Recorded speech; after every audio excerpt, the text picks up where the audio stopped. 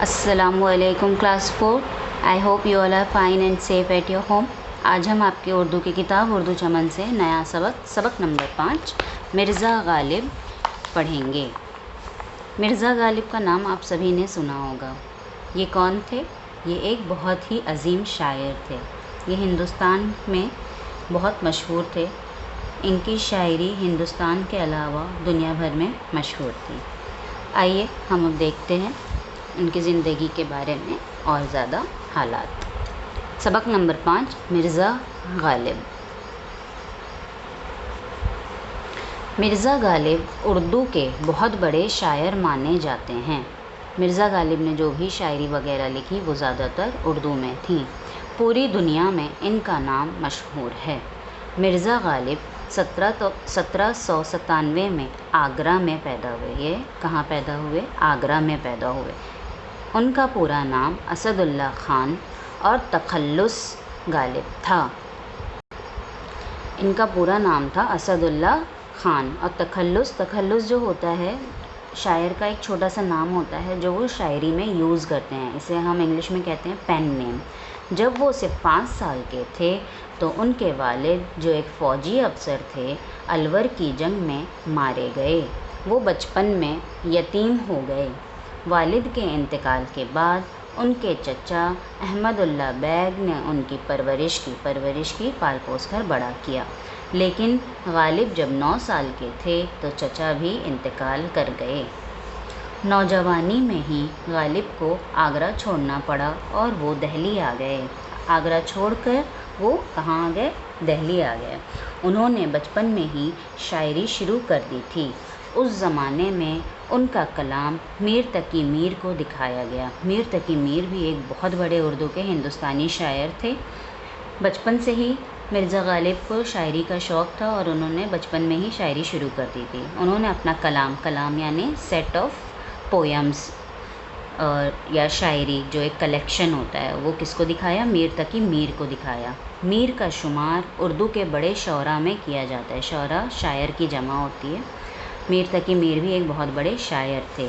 वो गालिब का कलाम देखकर बहुत खुश हुए। उन्होंने मशवरा दिया कि गालिब किसी अच्छे शायर से इस्लाह लें तो एक दिन बहुत नाम कमाएंगे। उन्होंने उनको क्या सजेस्ट किया कि गालिब अगर किसी अच्छे शायर से इस्लाह लें यानी अपने करेक्शन करवाएं या ट्यूशन लें जैसे हम कहते हैं तो बहुत नाम कमाएंगे। गालिब को फ़ारसी एक लैंग्वेज है कि एक उस्ताद मिल गए और गालिब अपने फ़न के उस्ताद हो गए। मिर्ज़ा असदुल्ला खान गालिब एक मिलनसार और हंसमुख इंसान थे। मिलनसार सबसे अच्छे से मिलते थे और हंसमुख थे, हमेशा खुशदिली से सबसे मिलते थे। वो आखिरी मुग़ल ताजदार बहादुर शाह ज़फ़र के पसंदीदा शायर थे। आखिरी मुग़ल बादशाह जो थे बहादुर शाह ज़फ़र वो उनके फेवरेट शायर थे। उसके बावजूद गालिब में गुरूर नाम की चीज़ नहीं थी। तब भी उनके अंदर कुछ भी गुरूर नहीं था, घमंड नहीं था। वो सभी से मिलते जुलते। उनके सीने में एक हमदर्द दिल था। उनके पास कोई ज़रूरतमंद आ जाता तो वो उसकी मदद ज़रूर करते। गालिब के हिंदुस्तान भर में सैकड़ों शागिर्द स्टूडेंट। उनकी ज़राफ़त के कई किस्से मशहूर हैं। ज़राफ़त हंसी मजाक, दिल लगी करना। हंसमुख इंसान थे, बहुत मिलनसार थे, वो बहुत ह्यूमरस थे, मजाकिया भी बहुत थे। तो उनके क्या है, उनकी ज़राफ़त के भी किस्से मशहूर हैं। एक मर्तबा गालिब एक छोटा सा उनके मजाकिया सा किस्सा यहाँ पर लिखा हुआ है। एक मर्तबा गालिब अपने दोस्तों के साथ आम खा रहे थे। सब लोग आम खाकर छिलके और गुठलियाँ एक तरफ डाल रहे थे कि एक गधा आया और आम के छिलकों को सूंघकर आगे बढ़ गया। ये देखकर गालिब का एक दोस्त बोला, देखिए गधे भी आम नहीं खाते। दरअसल उस दोस्त को आम पसंद नहीं थे। दोस्त की बात सुनकर गालिब ने जवाब दिया, सचमुच गधे ही आम नहीं खाते। मतलब एक दोस्त था उनका जो मैंगो नहीं खा रहा था, आम नहीं खा रहा था। वहाँ से एक गधा गुज़रा, उसने आम के छिलके को सूंघकर آگے بڑھ گیا تو اس نے بہت پراؤڈلی بولا دیکھو ذرا گدھا بھی آم نہیں کھا رہا ہے. تو غالب نے کہا ہاں سچ مچ گدھے ہی آم نہیں کھاتے، یعنی وہ خود بھی ایک کیا ہے، گدھے ہیں. غالب اردو کے عظیم شاعر تو تھے ہی اور بہترین نثر نگار بھی تھے. عظیم یعنی بڑے، نثر نگار مطلب رائٹر. انہوں نے جو خط لکھے وہ نرالے ہیں. انداز بیان مطلب اس کو ایکسپریس کرنے کا طریقہ اس قدر دلچسپ کہ پڑھنے والے کو محسوس ہوتا ہے کہ غالب براہ راست گفتگو کر رہے ہیں.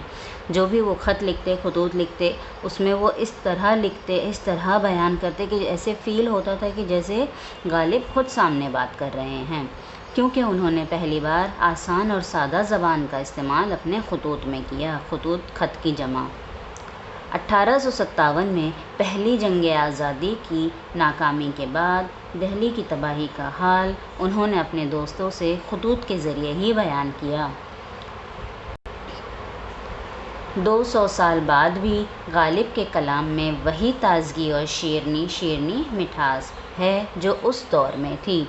1869 میں مرزا غالب کا دہلی میں انتقال ہو گیا. مرزا غالب بہت پرانے شاعر تھے. آپ جیسے یہاں پہ دیکھ رہے ہیں 1869 1857 میں لکھے گئے ان کے خطوط، اور جب وہ پیدا ہوئے، جو ان کے بعد جب وہ 9 سال کے ہوئے، ان کی جو شاعری تھی آج تک اس میں وہ مٹھاس، وہ بات محسوس کی جا سکتی ہے.